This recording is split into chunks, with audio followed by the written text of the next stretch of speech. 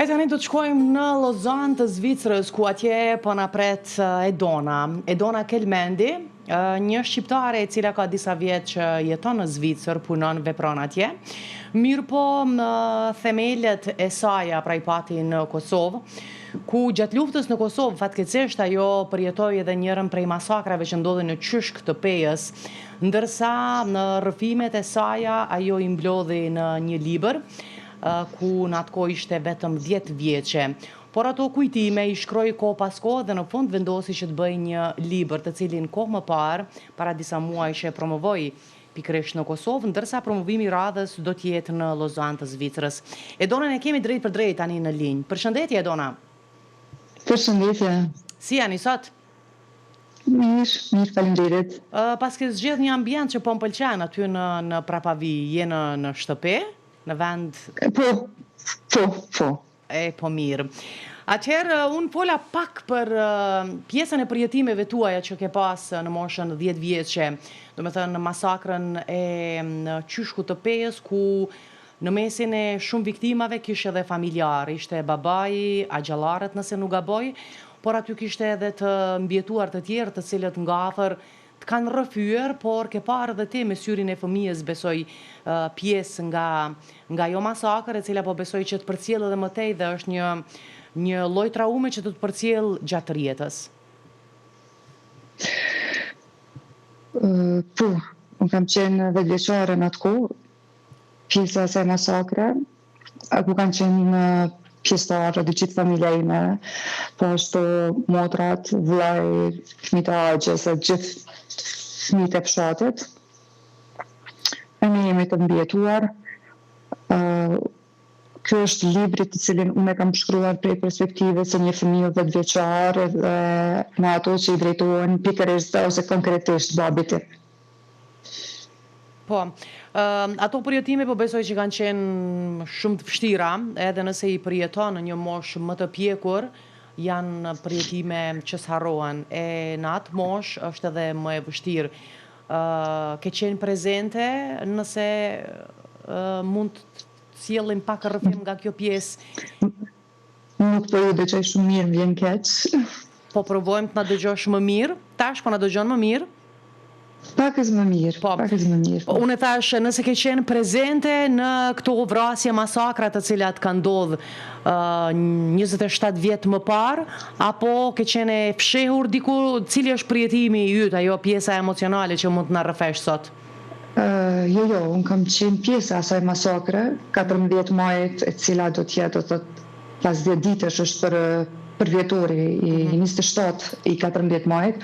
Unë kam qenë prezent aty, kam qenë në moshën 10 vjeçare, si që thash më herët. Kam qenë bashkë me familjen time, me babin tim, me 2 aqt, me familjet e tyre, prej familjes tonë. Kanë qenë edhe t'jem të aqës babit me familjet e tyre. Gjithsej prej familjes tonë të ngusht, janë të vrarë 9 anëtar të familjes. Kështu që ne jemi familjarët, jemi të mbjetuarit e tyre, pasaj dite. Po, si e përshkrua ngjarjen në libër, për ata që su kthyen që mban titullin, nga cili këndvështrim, çfarë pjesë ke zgjedh që të shkruash dhe të përmbaj libri që është botuar tashmë? Unë librin e kam shkruar në etapa të ndryshme, si që kam thënë tjetësime në rritje. Gjitha kujtimet që i kam pas, i kam rujtë dhe i kam shkruar gjithmonë.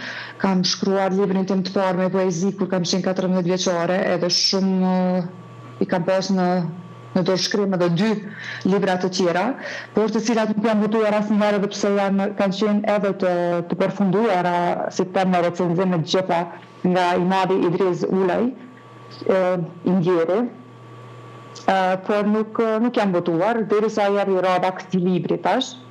Ky libër ka qenë diçka krejt tjetër, sepse për këtë libër jam përgatitur shumë emocionalisht, më është dashur maturi, pikuri, gjithçka, sepse më është dashur të kthehem në kohën më të errët të jetës time. Dhe fakti që jam nan dhe jam grua nuk e ndihmon as pak, sepse të kthehem atje dhe të jem nan në shtëpi, ka qenë e vështirë. Po, cilës pjesë je mundu që t'i japësh dritë më shumë apo të dalë në pa më shumë, sepse kur përjeton diçka, 10 persona mundën me qenë dhe përjetimet mund të jenë të ndryshme, ndërsa në një farë mënyrë aty ti i ke qitë në pa përjetimet tua, çfarë ke përjetuar, cilës pjesë i ke kushtu vëmendje më shumë? Atëherë nuk mendoj që ka qenë në një pjesë që i kam jap vëmendje më shumë. Unë mund ta them kështu, çka nuk kam dashur në jap vëmendje në librin tim dhe është drejt fatmirësisht për personave që adekuat ose pëlqen mirë që është drejt për persona që e studiojnë librin edhe gjuhën. Unë nuk i kam jap vëmendje atyre, do thotë serbëve, ushtrisë Serbisë, nuk i kam jap vëmendje, librin tim ata përmendën 3-4 herë, dhe gjithë libri im është i konstruktuar dhe është i shallë në shumë që të bëhet si homazh për ata që nuk janë kthyer. Do me thënë në këtë frymë ke nisë, ke përfunduar librin? Po, unë kam nisë komplet librin që vëmendja të jetë tek ata që nuk u kthyen dhe as pak për ata që kryen krimin, sepse e dim kush e ka kryer krimin, dhe librat që i lexojmë në Kosovë shumë shpesh janë libra të stërmohoshur me këto se ata që çetniket, ata kështu, ne e dim kush kanë qenë ata, kështu që unë kam dashur që bëj homazh atyre që nuk janë kthyer. Po. Edhe mos i jap fare vëmendje atyre, ne e dim kush e ka bërë luftën në Kosovë. Po, ke përshkru momentet në ngjarjes, ndodhisë se si ndodhi, apo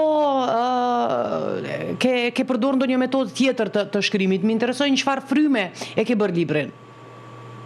Jo, unë flas me vërtet si thash në fillim, sikur një fëmijë prej perspektivës së një fëmijë 10 vjeçar, e përshkruaj se si ka qenë ajo ditë prej mëngjesit derisa jam nda prej babit, momentin kur i kanë nda burrat prej grave dhe prej fëmijëve, momentin që babi të thotë është maltretu para në syve tonë, momentin që babi ka bërë një pyetje kur ka qenë në dhomë dhe dëshmitari djali Axhës i cili jeton sot fatmirësisht na ka tregu. Të më shumë nuk kam shkruar për përjetimin personal. Edhe çdo gjë që ka shkuar rreth babit tim, nuk kam shkuar me dëshmi të tjerëve për të tjerët, por vetëm për ato që lidhen me babin tim. Po, aty është edhe një imbjetuar që the dhe më duket i vetmi nga ajo dhomë që është Axha apo djali Axhës? Në atë dhomë ku ka qenë babi, sepse burrat i kanë ndarë në 3 dhoma, në atë dhomë ku ka qenë babi im, ka qenë i vetmi, është djali Axhës babit, Riç Kelmendi. Ai është fatmirësisht i mbijetuar i asaj masakre, asaj dite, po janë edhe 2 të tjerë në 2 dhoma tjera, do thotë në çdo dhomë ka shpëtuar njëri, ka treguar të mirën që ka ndodhur atë brenda dhe gjithçka. Siç ndodh rëndom në raste të tilla që çdo herë shpëton nga një person, nga një dëshmitar, që të jetë dëshmitar i rrëfimeve të atyre përjetimeve. Ke në libër edhe rrëfimet e tyre, qoftë këtij djalit të Axhës apo të dëshmitarëve të tjerë? Ke ndonjë pjesë nga rrëfimet e tyre apo nuk ke hyrë në atë pjesë fare? Jo, unë nuk kam hyrë, thash, unë jam drejtuar vetëm babit tim, vetëm ato pyetje që jam bërë babit tim dhe çka ka pas lidhje me babin tim. Po. Dhe pas me djalin e Axhës dhe familjen time të ngushtë. Do të thotë djalin e Axhës themi se është gjallë sot, aty se çfarë ka ndodhur ai me atë po. Por jo diçka që nuk kam pa me sytë e mi përveç për babit. Po.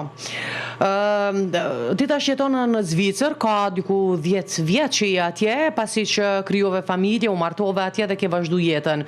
Në anën tjetër nuk ke shkollë për gjuhë, për letërsi, ke përfunduar shkollën për juridik, nëse nuk gaboj, dhe punon në një profesion krejt tjetër. A ishte e vështirë, apo janë ato pjesët emocione që të shtyjnë që të krijosh, sepse nuk është e lehtë të bësh një libër i cili gjithashtu është pëlqyer dhe po vazhdon që të pëlqehet jo vetëm nga publiku shqiptar, por edhe nga të tjerët. Atëherë, unë shkrimin e kam dorë gjithmonë. Të them që vi nga një familje shkrimtare, të mëdhenj, që nuk e kam qenë as edhe një herë, jam besë e Esat Mekulit dhe Hasan Mekulit, por shkrimin e kam dorë gjithmonë, kam shkruar gjithmonë, edhe pse nuk e kam studiu gjuhën dhe letërsinë shqipe. Nona ime ka kryer këtë fakultet. Por shkrimi ka qenë një pjesë pas luftës. Shkrimi ka qenë ajo që më ka shpëtuar. unë e kam thënë këtë, shkrimi është sepse me shkrim ka mund të hedhë gjithë ato që nuk kisha mundësi mja thonë dikuj tjetër. Po, librin e kanë lexuar shumë, po besoj familjarët po se po, por edhe rrethi, shoqëria, po besoj që librin ua ke adresuar edhe profesionistëve. Çfarë kritika ke marrë nga libri dhe cila ka qenë ajo pjesa ndoshta që e veçon më shumë nga komentet që i ke marrë? Ka marrë komente të ndryshme, por ajo që më të ndjehe mirë është se të gjitha kanë qenë komente pozitive. Ndonjë sugjerim ose ndonjë këshill normalisht të gjithë e marrim parasysh, por ju gjitha kanë qenë pozitive. Ka marrë komente prej autor të njohur, ka marrë prej historian si shtem, propozime për të bërë ndonjë ligjërat në fakultetin e Prishtinës si atë privat dhe shtetëror, në degën e historisë. Kjo ka qenë interesante për mu, pse jo? Po, e tash, si vendosi që librin ta botosh me datë 7, nëse zgaboj, do ta promovosh edhe në Lozan, aty ku jeton, në Lozan të Zvicrës, është kështu? Po, në Lozan. Kishte kërkesa, ishte inicimi juaj, apo si rodhe kjo? Jo, kjo ka qenë organizim nga të tjerët, do të thotë nga Shkolla Shqipe në Lozan, shoqata e studentëve dhe Alp Info. Janë 3 organizatorët e këtij eventi, do të thotë këta më kanë kontaktu, këta janë afru. Asnjë promovim të librit nuk e kam bërë unë vetë, deri më tash të gjithë janë afru vetë për të bërë një promovim të librit. Shpejt do ta kem një promovim të librit në Zürich. Dhe me 6 qershor do t'jem në Neuchâtel, në panajirin e librit, dhe aty do t'jep një rilsi, sepse është libri i parë shqip që do t'jep të vit në këtë panajir. Nuk të më dëgjoj shumë mirë dhe të më pengon pak kjo zhurma në... Po, nuk e di, ne po dëgjojmë shumë mirë, do me thënë në transmetim gjithçka duket që është në rregull, ndoshta ti e ke pak të vështirë, kërkojmë falje. Po, libri po besoj që do të ishte dashur që të përkthehet edhe në gjuhë tjera, qoftë në frëngjisht, sepse në pjesën ku jeton ti flitet frëngjishtja, në anglisht ndoshta ke menduar që ta bësh këtë përkthim? Po, besoj që me ka propozime edhe për anglisht, ka marrë edhe për në frëngjisht, por edhe për në gjermanisht, tash të shohim, janë në kohës. Njerë jam duke e promovu në gjuhën shqipe në gjithë Zvicrën, mendoj, edhe kam pas ftesë edhe për në Londër, por nuk e di se kur do t'jetë e mundshme, sepse prej këtu duhen edhe prapë vizat për atje dhe ishte një procedurë për atë dhe lasht pak më vonë. A ka pas rastin dikush nga të huajt, nëse them ta lexoj, ndoshta ata nuk e njohin gjuhën shqipe, por ndoshta të interpretosh, ti lexosh ndonjë pjesë, apo të gjithë deri më tani kanë lexuar vetëm shqiptar? E kanë lexuar edhe të huaj, edhe jam shumë e lumtur që ditën në 7 muajit, bashkë me mua do t'jenë gjithë shoqëria ime që nuk janë shqiptar. Janë diku 15 persona që nuk janë shqiptar, edhe janë doktor, janë profesionistë shëndetësore. Profesioneve të ndryshme që do t'jenë aty, e di historinë time dhe më kanë thënë që normalisht që do të vim të përkrojmë, sepse ne e njohim historinë, edhe pse nuk e dim gjuhën shqipe. Por e mira është se ne kemi vendosur që disa pjesë të librit i përkthejmë në gjuhën frënje, kështu që për ta t'jetë një farë lloj respekti që të tjenë mirësohardër atë. Po, çfarë moshe ka fëmija i madhe Dona? Fëmija i madhe? Vajza e madhe Morea është 10 vjeçare. 10? 10. E the 10. Tama në kohën kur ti veç e ke përjetu këtë histori që ka qenë natyrisht shumë e vështirë. A e ka lexuar vajza librin? Jo, Moresja kam treguar pjesë librit, por jo nuk e ka lexuar librin akoma, edhe mendoj se është herë që ajo ta lexojë atë libër. Po, ndoshta ke të drejtë, mendova nëse vesh ka lexuar pjesë nga libri i cili ka qenë interpretimi i saj për një ngjarje e cila është e vërtetë, sepse fëmijët në këtë moshë mësojnë që të lexojnë histori të ndryshme, pralla, gjana trilluara, ndërsa në këtë rast flitet për një ngjarje e cila është e tëra e vërtetë, ndodhi që e ke përjetuar ti vetë. Moreja dhe e vogla Elia, të vjeçare, ato e dinë shumë mirë historinë, si çfarë ka ndodhur, kush ka qenë agresori edhe se çfarë ka ndodhur në Kosovë, që ne kemi qenë prezent të gjithçka tjetër që gjyshi i tyre është vrarë dhe e përmendin me emër shumë shpesh. Vizitojmë çdo lapidarin e babit çdo vit edhe e din vendin saktësisht ku ka ndodhur, çu ka ndodhur, mirë po librin nuk e kam jap me ndoshta është ende moshë e re. Poezi, por jo komplet, është pak e vështirë. Po, e vërtetë. Janë vogla. Vërtet. Paraprakisht se ke bërë një libër me poezi, lidhet me këto ngjarje, me këtë histori të njëjtë? Po, gjitha ka qenë varem, tash kur e mendoj, gjitha kanë qenë babi tim, lapidarit, kur isha të poezit ku je babi, janë të poezit një moshën përshta 10 vjeqare dhe një 13 vjeqare që janë blem, mandej në moshën 14 vjeqare veç që i kanë botu.